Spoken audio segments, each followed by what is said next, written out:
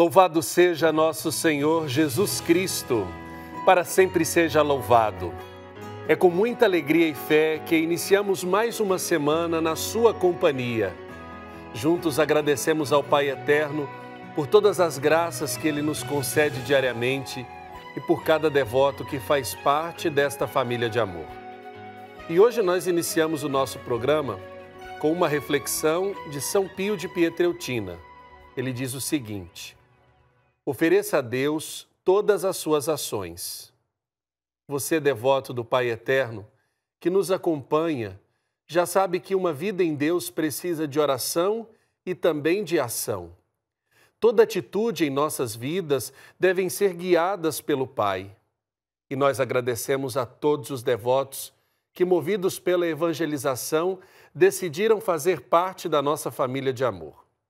Eu lhe convido a também ser um devoto evangelizador, a nos ajudar a edificar a nova casa do Pai e a evangelizar pelos meios de comunicação.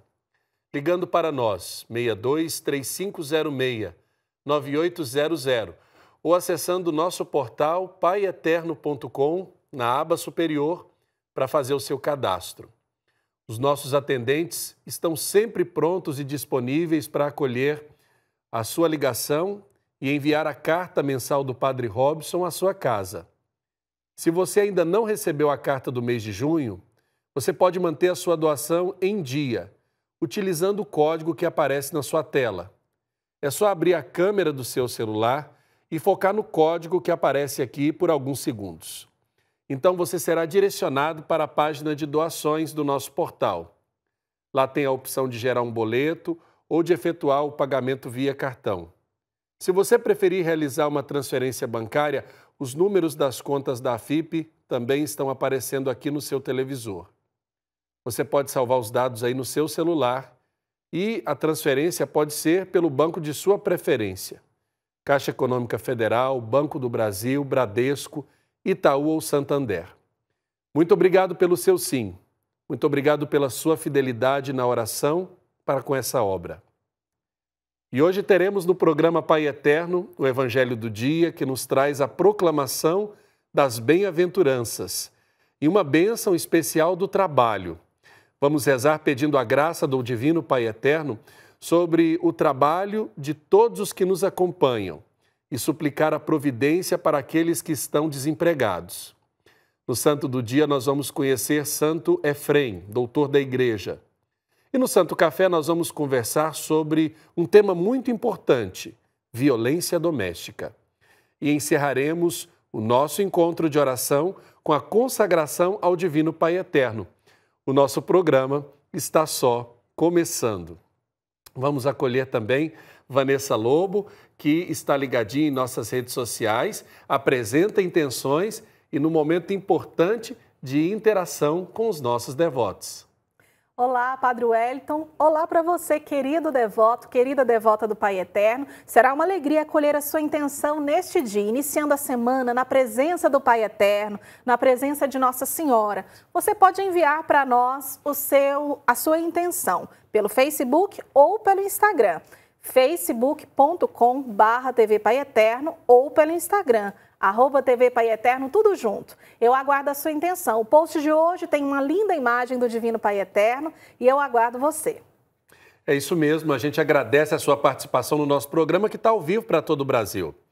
Você deve se lembrar, nas nossas casas, muito antigamente, havia um quadro muito bonito dos Sagrados Corações que diziam bênção dos lares. Vamos rezar suplicando a bênção para os nossos lares? Vamos pedir ao Pai Eterno que abençoe as famílias de todo o Brasil? E nesse gesto de podermos acender no coração a chama da esperança diante de um mundo de tantas dificuldades e incompreensões, nós vamos colocar a nossa vida, a nossa família para ser abençoada pelo Divino Pai Eterno. Rezemos juntos. Pai Eterno, abençoa nossas famílias. Abençoa os lares para que em todos eles reinem a compreensão e a harmonia. Abençoa os pais para que sejam amor, força e sustento para todos. Abençoa as mães para que sejam luz, vida e ternura. Abençoa os filhos, a fim de que possam crescer honestos e responsáveis. Abençoa, Senhor, as famílias que sabem partilhar seus bens. Abençoa as famílias em crise, para que apostem no diálogo e na união. Abençoa, Senhor, nosso Pai, todos nós, para que sejamos irmãos uns dos outros. Amém. Vamos pedir a luz e a força do Espírito Santo para que possamos compreender a palavra de Deus para o dia de hoje. O Evangelho está no livro de São Mateus, capítulo 5, versículos de 1 a 12. Evangelho de São Mateus, capítulo 5, versículos de 1 a 12. O Senhor esteja convosco. Ele está no meio de nós. Proclamação do Evangelho de Jesus Cristo segundo Mateus. Glória a vós, Senhor. Naquele tempo, vendo a multidão, Jesus subiu a montanha. Sentou-se e seus discípulos aproximaram-se dele. Começou então a falar e os ensinava assim: Felizes os pobres em espírito, porque é deles o reino dos céus. Felizes os que choram, porque Deus os consolará. Felizes os não violentos, porque receberão a terra como herança. Felizes os que têm fome e sede de justiça, porque Deus os saciará. Felizes os misericordiosos, porque conseguirão misericórdia. Felizes os de coração puro, porque verão a Deus. Felizes os que promovem a paz, porque Deus os terá como filhos. Felizes os que são perseguidos por agirem retamente, porque deles é o reino dos céus. Felizes sereis vós quando os outros vos insultarem e perseguirem, e disserem contra vós toda espécie de calúnias por causa de mim. Alegrai-vos e exultai, porque recebereis uma grande recompensa no céu. Pois foi assim que eles perseguiram os profetas que vos precederam. Palavra da salvação. Glória a vós, Senhor. Hoje, com a proclamação das bem-aventuranças, Jesus nos faz notar que frequentemente atuamos como crianças, pois as brincadeiras fazem esquecer certas obrigações. Jesus temia que a grande quantidade de boas notícias que nos tem dado se diluísse em nossos pecados e preocupações. São Mateus introduz as bem-aventuranças como princípios fundamentais para que não nos esqueçamos nunca destes ensinamentos. É um resumo da nova lei apresentada por Jesus como uns pontos básicos que nos ajudam a viver a maneira cristã. As bem-aventuranças estão destinadas a todas as pessoas, a todo mundo. O Mestre não só ensina aos discípulos que o rodeiam, nem exclui a nenhum tipo de pessoa.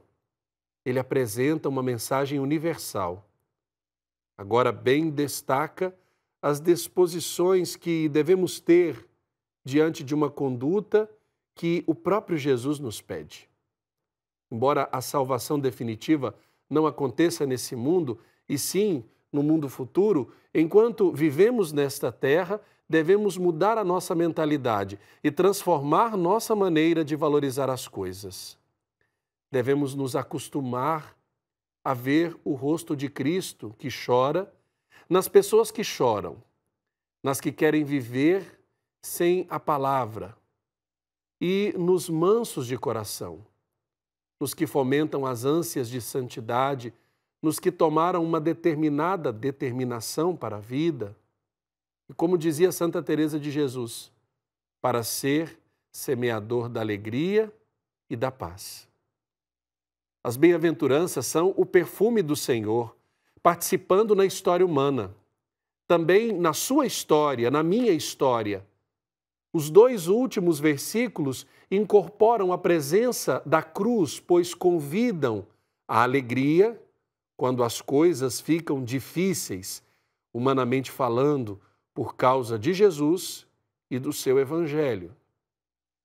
E é que, enquanto a coerência da vida cristã seja firme, então facilmente virá a perseguição de mil maneiras, diferentes entre as dificuldades e as contrariedades inesperadas. O texto de São Mateus é claro: alegrai-vos e exultai, porque é grande a vossa recompensa nos céus. Pois foi deste modo que perseguiram os profetas que vieram antes de vós. Bendito e louvado seja Deus, que nos fortalece em toda e qualquer dificuldade que venhamos a atravessar. Vamos agora conhecer e rezar um pouco da vida do santo de hoje.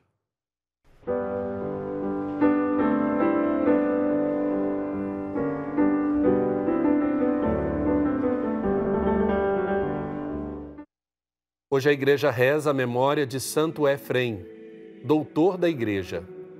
Efrem nasceu no ano de 306, na cidade de Nízibe, atual Turquia. Cresceu em meio aos graves conflitos de ordem religiosa e heresias que surgiam tentando abalar a unidade da Igreja. Mas todos eles só serviram de fomento para o fortalecimento da sua fé em Cristo e na Virgem Maria. O pai de Efrem era pagão e sua mãe cristã. Ele foi educado na infância entre a dualidade do paganismo do pai e do cristianismo da mãe. Mas o patriarca da família jamais aceitou a fé professada pelo filho e expulsou-o de casa.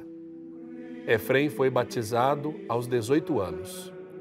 No ano de 338, Nízibe foi invadida pelos persas. Efrem, então diácono, se deslocou para a cidade de Edessa. Aos poucos, registros sobre sua vida nos contam que era muito austero. Ele dirigiu e lecionou uma escola que pregava e defendia os princípios cristãos, escrevendo várias obras sobre o tema. Seus sermões atraíam multidões e sua escola era muito concorrida pelo conteúdo didático, simples e exortativo, atingindo diretamente o povo mais humilde. Por sua linguagem poética, recebeu o apelido carinhoso de Harpa do Espírito Santo. Para Nossa Senhora, dedicou mais de 20 poemas transformados em hinos. Efrem morreu no dia 8 de junho de 373 e é venerado neste dia por sua santidade, tanto pelos católicos do Oriente como do Ocidente. O Papa Bento XV declarou-o doutor da Igreja em 1920. Vamos juntos rezar pedindo a intercessão de Santo Efrem. Uma oração composta por ele diz o seguinte: Senhor e Mestre da minha vida, afastai de mim o espírito de preguiça, o espírito de dissipação, de domínio e de palavra vã. Concede a teu servo o espírito de temperança, de humildade, de paciência e de caridade. Sim, Senhor e Rei, concede-me que eu veja as minhas faltas e que não julgue a meu irmão, pois tu és bendito pelos séculos dos séculos. Amém. Santo Efrem, rogai por nós. Vanessa, chegou o momento de interagirmos com aqueles que deixaram suas intenções, sua participação, ainda no início do nosso programa.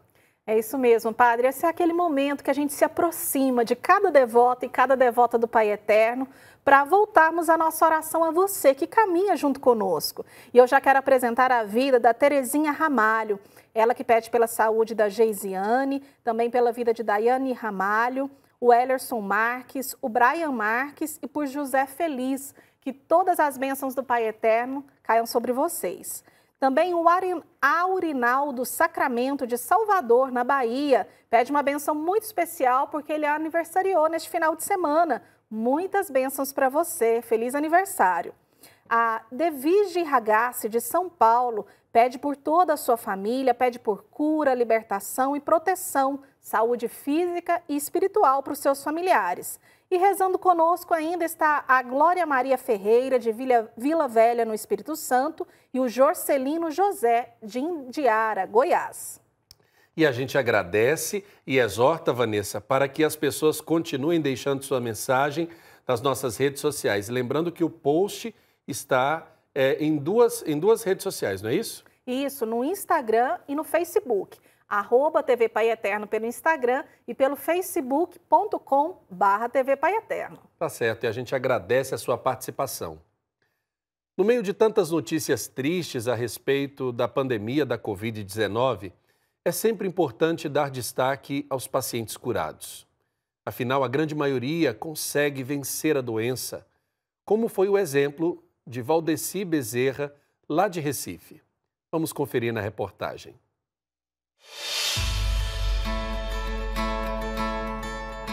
Eu venci o corona. Muito bem. O coronavírus, né? Isso, vírus. Seu Valdeci tem 88 anos e enfrentou com muita força e fé a Covid-19. Para isso, recebeu o apoio de toda a família e contou com a assistência de profissionais de saúde.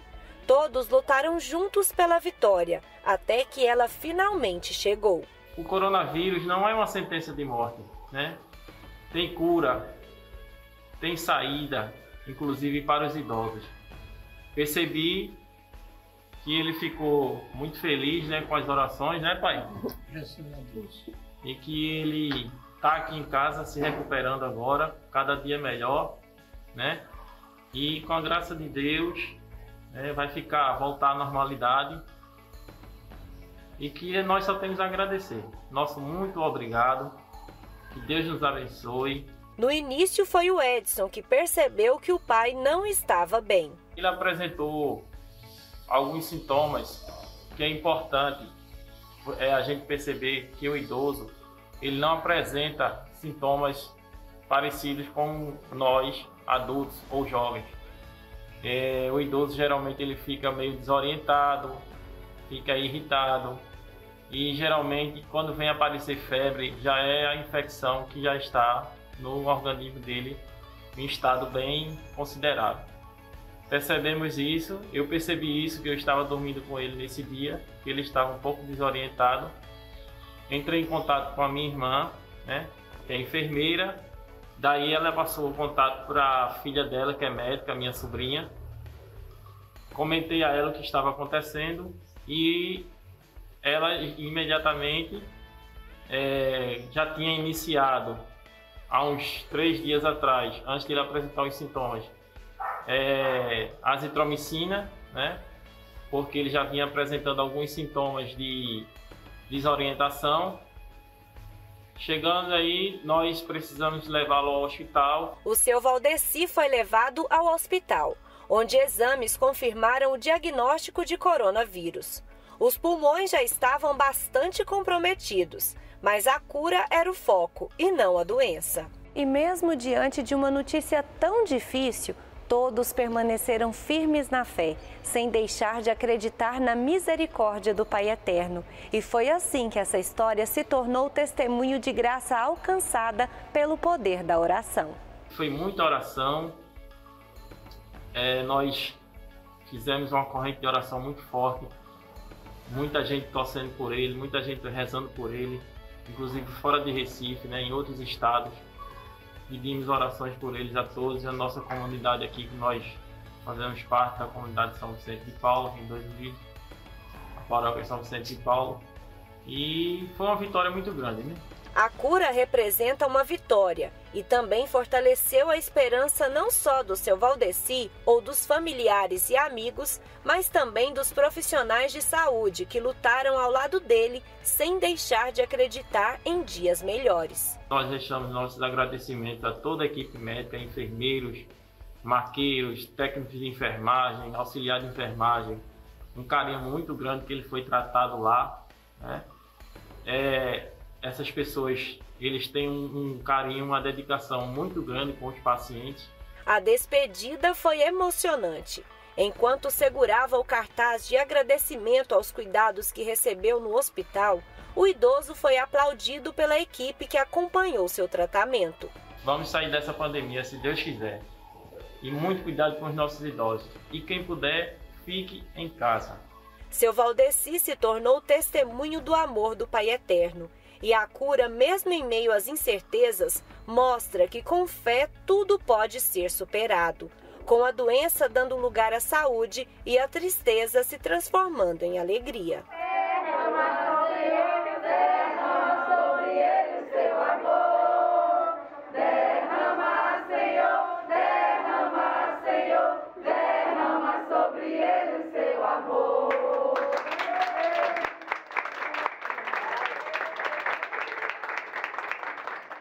Deus abençoe momentos como este para que possam acontecer com mais frequência em todo o Brasil e que nós possamos tomar contato com pessoas que superaram essa pandemia e nos trazem exemplos de fé como esse que a gente acompanhou na reportagem. A gente vai para um rápido intervalo e na volta tem o Santo Café, no segundo bloco do nosso programa. Hoje um tema muito importante que a gente vai abordar é a violência doméstica. Nossa entrevistada vai ser a professora Geli Sanches, ela que é mestre em educação e advogada. Na volta do intervalo, eu espero a sua audiência.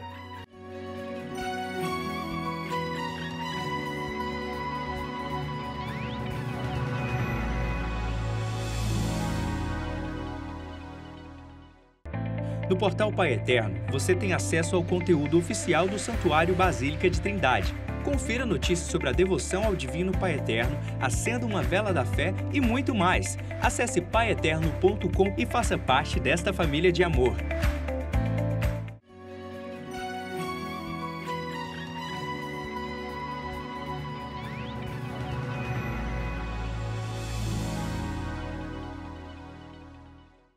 Estamos de volta com o segundo bloco do nosso programa e muito obrigado por começar a semana conosco, mantendo sua sintonia aqui na TV Pai Eterno. Chegou aquele momento especial do nosso programa em que convidamos você para, junto com a nossa convidada, tomarmos o nosso Santo Café.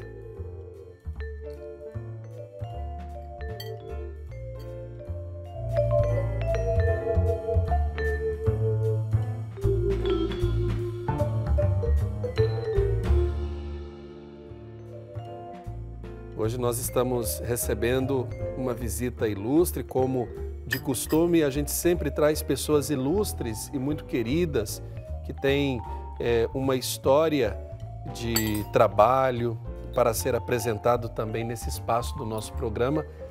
A professora Geli Sanches, mestre em educação e advogada. Professora, bem-vinda. Que alegria acolher a senhora aqui no programa Pai Eterno. A alegria é minha, Padre Wellington, de poder estar aqui e poder falar a vocês nessa manhã, sobretudo participar dessa mesa tão abençoada que está sendo proporcionada aqui. Mas bom dia a todos. Amém. Professora, eu queria primeiro que a senhora se apresentasse, né, dissesse um pouco da sua caminhada nessa área da educação, da advocacia. Bem, é muito interessante porque minha primeira graduação foi em Direito, padre. Olha. Eu fiz, geralmente as pessoas vão primeiro para a educação e depois vai para o direito. Eu não. A minha primeira graduação foi Direito, era até um sonho do meu pai que eu fosse médica ou advogada. Certo. Então eu fui para o caminho do Direito, me formei em 1984 em Direito, me especializei dentro do processo civil, trabalhando com famílias, sobretudo dentro do direito das famílias e dentro do direito penal também. Fiz muitos júris e trabalhei algum tempo. E comecei a trabalhar na educação também e me apaixonei pela educação. E aí fiz o curso de pedagogia, me especializei em pedagogia dentro da educação, fiz o meu mestrado e percorri aí, abandonei, né, os tribunais e fiquei na educação, trabalhando por 34 anos na Rede Municipal de Ensino de Anápolis e também uma faculdade de Anápolis, a faculdade particular, coordenando um curso de Direito. Eu falava que eu juntava ali as minhas duas paixões, a educação e o direito, com a possibilidade de coordenar pedagogicamente um curso de Direito. E aí, aposentei e depois eu estou licenciada agora, enquanto eu estou em mandato, licenciada da faculdade dentro do curso superior, certo, do ensino superior. Agora, professora, o tema que nós escolhemos para hoje, eu penso que não deveria nem existir. É verdade. Não deveria nem existir. Talvez do ponto de vista do ideal, nós não precisássemos nem ter de tocar nesse assunto porque ele não deveria existir. Mas infelizmente ele existe, que é a questão da violência doméstica. E é muito doído, porque a violência doméstica, ela não vem atingir somente a mulher. De alguma forma, ela atinge o homem, que é o agressor, mas a família. E isso que eu considero mais sério, porque ela vai atingir essa célula, que é a célula mãe da sociedade, que é a família. Porque há uma desestrutura muito grande, tanto com a mulher, quanto para todos os filhos ali, para a família. Então, a violência doméstica é algo muito real e, infelizmente, como o senhor mesmo disse, padre, não deveria existir. E tem leis, e a Lei Maria da Penha agora, que foi um grande avanço, sem dúvida nenhuma, a lei do feminicídio, outro avanço ainda maior, mas infelizmente a lei por si só, ela não coíbe a violência. É preciso, sem dúvida nenhuma, ter mudanças de atitudes e essas mudanças de atitudes, elas vêm com apoio social, com apoio de todos, para que as famílias, para que as pessoas possam buscar essas mudanças e com isso fazer uma sociedade melhor partindo de dentro de casa da família.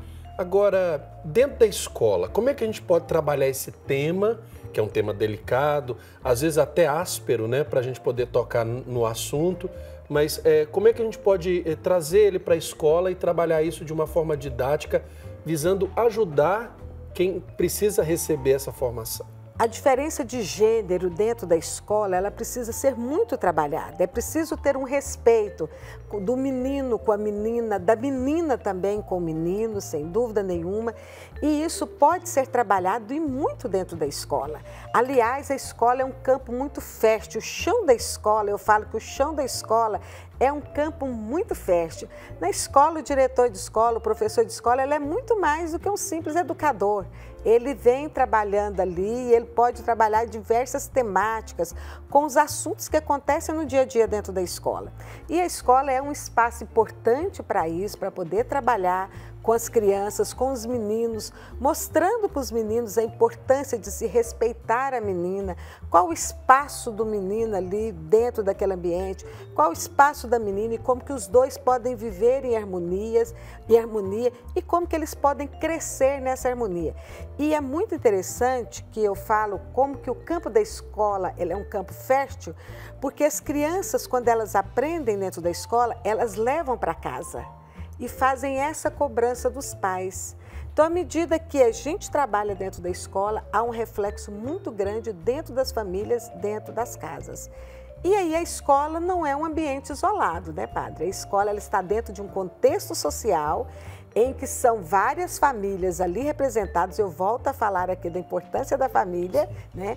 As famílias estão ali inseridas numa sala de aula, colocando apenas uma sala de aula para um professor. Então, de 25, 30 famílias ali representadas dentro.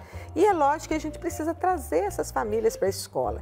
E aí é um momento de poder trabalhar com as famílias também, orientando sobretudo as mulheres, para que elas possam perceber essa violência que ela está sofrendo e que ela possa, de alguma forma, buscar ajuda para poder solucionar o problema. Essa dinâmica do tema que nós estamos tratando, ela nem sempre ela é explícita, né? A senhora disse, por exemplo, da questão do perceber. O que a gente pode considerar do ponto de vista da definição, para que quem esteja em casa compreenda o assunto sem receios e sem medo também, a questão da violência doméstica. O que é violência doméstica? Olha, a violência doméstica, ela vai acontecer em diversos setores. Não é só a violência da agressão física. Para se chegar a uma violência física, tem antes toda eu diria que até um preparo, né? Tem agressões psicológicas, né? Agressões ali por meio da fala, agressões com atitudes dentro de casa e que a mulher, sobretudo a mulher que é a que que é mais agredida ali dentro, ela precisa já começar a atentar para aquilo, começar a ver aqueles comportamentos que estão sendo mudados, que estão sendo agressores, né? Com palavras, as ações psicológicas, a violência psicológica, e ela começar pelo diálogo, se não conseguir com o diálogo, ela começar a buscar ajuda, porque toda violência que chega a uma violência extrema, como é o caso do feminicídio, como é o caso também do próprio assassinato de mulheres, ele sempre tem um início, o início ele é mais velado. Então, a mulher ela precisa estar atenta a isso dentro de casa. E quando nós falamos da violência doméstica, nós não falamos apenas da violência da mulher, mas a violência com os filhos, né? Sobretudo as meninas. E como nós estamos aí dentro desse campo da escola, a escola é um lugar legal para a gente poder ver isso. E o professor da escola, ele tem uma percepção muito grande, o diretor da escola tem uma percepção muito grande. Se eu for falar para o senhor exemplos que eu tenho de denúncias que eu tive que fazer enquanto diretora, gestora escolar, de violências que nós descobrimos por meio de mudanças de atitude da criança dentro da sala de aula. Quando você vai investigar, você vê que está vindo de uma violência doméstica. Agora, como é que o professor, e aí eu tenho certeza, muitos professores, professoras que nos acompanham e que vão tomando consciência, se não aqueles que já têm uma ampla experiência no campo, da área do magistério, mas aqueles que estão começando, como é que a gente vai ficando sensível a essa realidade da criança, por exemplo, que traz essa mudança de comportamento? Ô padre, a docência ela é sem dúvida nenhuma uma missão. Eu falo que eu sou apaixonada, eu amo falar de educação, eu amo falar de professor e é a profissão que eu escolhi, tanto que eu deixei, né, aí os tribunais para poder trabalhar na educação. Porque o professor, ele precisa ter esse olhar diferenciado. O aluno, ele não pode ser simplesmente um número dentro da sala de aula. O aluno, ele é além de um número. E o convívio do professor ali, o professor que está durante os 200 dias letivos com o aluno dentro da sala de aula, ele começa a criar vínculos. E esses vínculos dão essa sensibilidade a nós, professores, para que nós possamos observar as mudanças de atitude dos alunos dentro da sala. Então, o professor ele precisa estar atento a isso, porque aquele professor conteudista que está na sala de aula apenas para passar o conteúdo, que não tem uma educação mais humanizada, ele não tem espaço nesse mundo que nós vivemos hoje. Nós precisamos ir para além do conteúdo e se nós não conseguirmos ir para além do conteúdo, trazer esse aluno para nós, para dentro da sala, nós não conseguimos de alguma forma um ensino de qualidade. Então nós precisamos disso e com isso facilita sem dúvida nenhuma para que a gente possa observar e é claro como que há mudanças de atitude da criança, que ela está sofrendo alguma violência ou que está acontecendo essa violência dentro da casa. Sem contar que as crianças são muito verdadeiras e elas contam, soltam palavras, num desenho, numa atividade ministrada na sala, tudo isso dá para a gente observar e muito bem. Agora, trazendo para a área do direito, como é que a gente pode ajudar numa mediação de conflitos que antecede a questão da violência doméstica para o favorecimento do diálogo? Olha, é muito importante, muito sério. A mulher, nós mulheres, nós temos um olhar diferente e, sobretudo, a mulher que está sofrendo violência, ela já está ali, sem dúvida nenhuma, muito machucada psicologicamente. Então, é difícil para a mulher para que ela possa chegar numa delegacia diante de um homem e expor para um homem que ela está sendo agredida por um outro homem. Por isso, a importância das políticas públicas que possam atender as mulheres com um atendimento especializado, não apenas com uma policial, mas que haja uma rede de atendimento para essa mulher ali dentro da delegacia. Então, é importante as delegacias, né? E nesse momento de pandemia, em que todos estão aí no isolamento social... É isso que eu ia perguntar para a senhora, né? Porque a gente tem dados, né, dessa situação da pandemia, né? Que aumentou a violência doméstica, mas de certa forma diminui as denúncias. Por quê? A mulher, ela está ali dentro daquele ambiente, no isolamento social de casa, e é lógico que ela não tem, às vezes, o escape de poder ir na delegacia para fazer uma denúncia. E aí é importante que abra canais para as denúncias online, para que possa ligar e quero aqui até destacar, né, os telefones aí para as mulheres, 180, para as mulheres ligar, né, para poder denunciar. É preciso denunciar, não deixe que chegue ao extremo. Converse com alguém, converse com o pai, com a mãe, com alguém, uma pessoa próxima, fala o que está sentindo e, se não for necessário, vá até uma delegacia ou por meio de um telefone para poder fazer a denúncia. E é muito interessante, padre, e eu quero destacar aqui a importância das delegacias funcionarem em plantões, que é uma luta muito grande nossa. As delegacias, porque se a delegacia da mulher ela é fechada no final de semana e à noite, é quando acontecem os maiores crimes, os maiores atentados. Verdade. E para além disso, vai na delegacia, há uma denúncia. Então é preciso ter os juizados especiais que tem todo esse atendimento para a mulher, porque diante de tantos processos, de tantos crimes que infelizmente assolam a nossa sociedade, se nós deixarmos apenas a violência doméstica ali junto nas várias criminais comuns, acabam sendo crimes de menor potencial quando não é assassinato. Então vai deixando, até que é lógico que vai evoluir a um assassinato.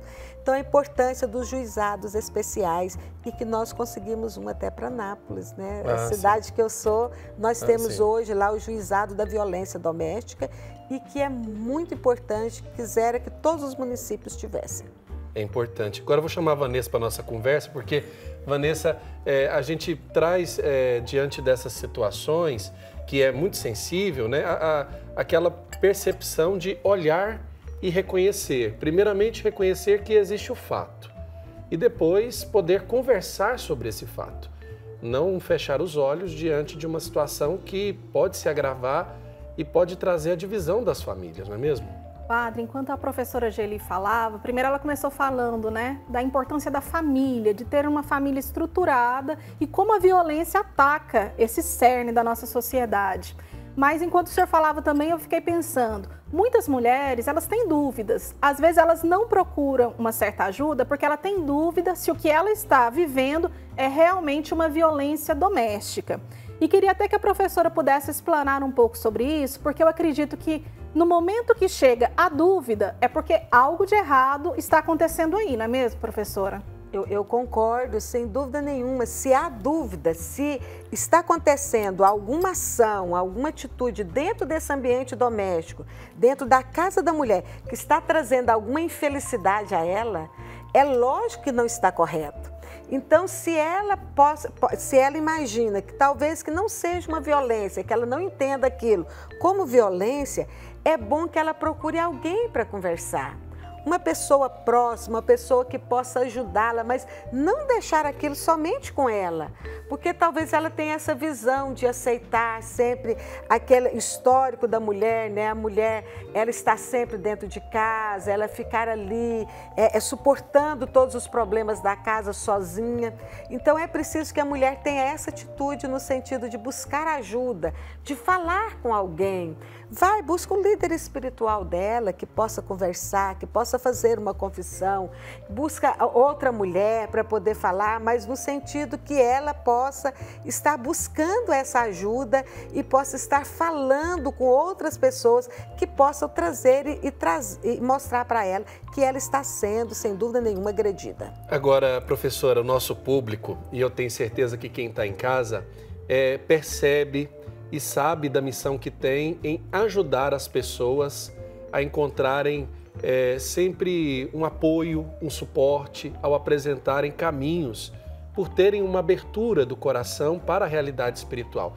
Eu queria que a senhora chamasse atenção para uma família que reza, uma família que se abre ao transcendente, que coloca Deus em seu meio.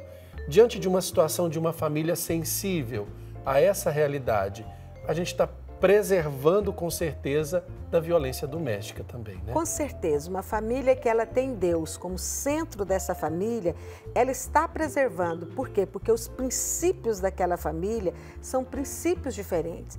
A família que ora unida, a família que faz questão de estar numa mesa como essa que nós estamos aqui hoje, a família reunida para poder ter liberdade de conversar, de dialogar e, sobretudo, de dialogar com Deus, de poder estar falando com Deus em comunhão, o pai, a mãe e os filhos, sem dúvida nenhuma, ela não vai ter esse ambiente de violência e quando isso acontecer, quando isso por um acaso se surgir, ela vai encontrar a força necessária em Deus para ela poder vencer. Sem dúvida nenhuma, eu creio nisso.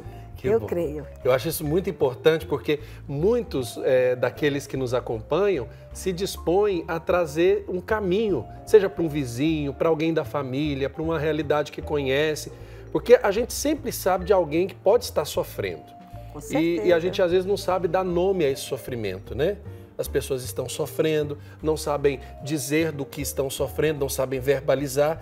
E aquele que tem Deus em seu coração, na sensibilidade, vai conseguir alcançar lá a raiz e curar com a semente da fé. E a importância da família, porque se eu tenho uma família estruturada nos pés de Jesus, os meus filhos serão criados dessa forma.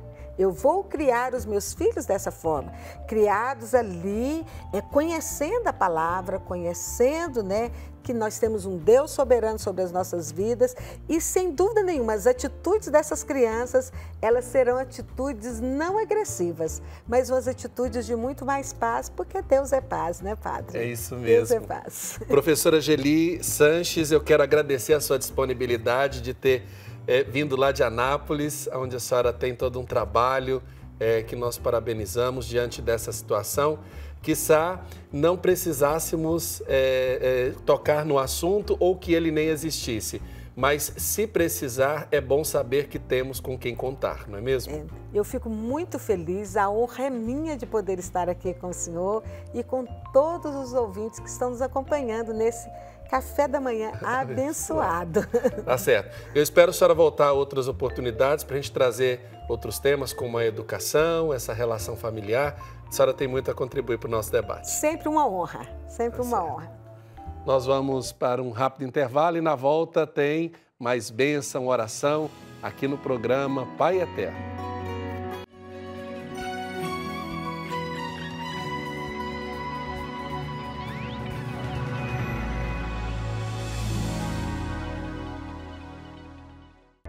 No portal Pai Eterno, você tem acesso ao conteúdo oficial do Santuário Basílica de Trindade. Confira notícias sobre a devoção ao Divino Pai Eterno, acenda uma vela da fé e muito mais. Acesse paieterno.com e faça parte desta família de amor.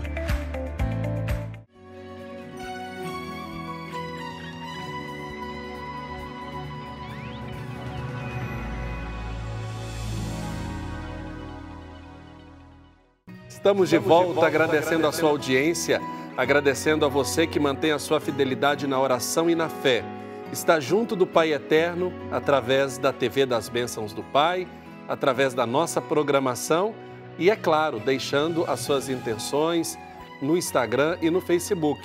Por isso, Vanessa, que a gente interage com aqueles que participam do nosso programa e que fazem questão de deixar sua opinião sobre tudo aquilo que acontece na nossa programação. É isso mesmo, Padre. Nesse momento, de maneira muito carinhosa, eu quero apresentar a Marta Machado, que pede pela sua vida, sua saúde, por toda a família e por toda a situação que o nosso mundo está vivendo. Também o Fábio Gonçalves pede uma bênção especial para mais uma semana na presença do Pai Eterno. A Márcia Silva pede também oração por esses tempos difíceis de pandemia que estamos vivendo, mas ela diz que ela acredita muito no poder do Pai Eterno. É uma prova de fé, é uma prova de confiança. Reza conosco ainda a Margarete, o Galdino Almeida, a Ivone Filgueira, a Fernanda Munite Braz e também a Lourdes Reis. E a gente agradece a sintonia, a participação de cada devoto no nosso programa de segunda-feira. Agora nós vamos acolher, no momento da participação do devoto, Nós vamos interagir com a Carmen Azambuja Garcia, de Campo Grande, no Mato Grosso do Sul. Eu sou de Campo Grande, Mato Grosso do Sul. Meu nome é Carmen Azambuja Garcia. Eu peço a intercessão por intermédio do Padre Eliton pelas pessoas que estão doentes, que estão sofrendo muito. Pelas famílias, pela minha família também. E desde já eu confio, eu espero e eu agradeço. Obrigado, Dona Carmen, por mandar essa mensagem tão carinhosa para nós. E nesse momento eu quero abençoar a senhora e também todos aqueles que estão nos acompanhando. Divino Pai eterno, Pai de amor e de bondade, em nome de Jesus, na luz e na força do Espírito Santo, alcança a vida da Dona Carmen Azambuja Garcia, da cidade de Campo Grande, no Mato Grosso do Sul. Alcança a vida dela, alcança também todos aqueles por quem ela pede nessa oração, de um modo especial todos os enfermos, todos aqueles que estão doentes por doença física ou espiritual. Abençoa, fortalece e protege. Dá coragem, Senhor, para que eles compreendam que não estão sozinhos, mas que estão crucificados convosco para a salvação do mundo. Deus Pai vos dê sua bênção. Deus Filho vos conceda a saúde. Deus Espírito Santo vos ilumine. Amém. E nesse momento eu quero rezar por você, que é trabalhador, trabalhadora, que está apreensivo diante da situação, e por você também que precisa de um trabalho agora mais que nunca, por todos os desempregados. Divino Pai eterno, Pai de bondade, Criador de todas as coisas e santificador de todas as criaturas, suplicamos a Tua bênção e proteção sobre todos os locais de trabalho. Que a graça do Teu Espírito Santo habite nesses lugares para que não haja nem contenda, nem desunião. Afasta toda inveja.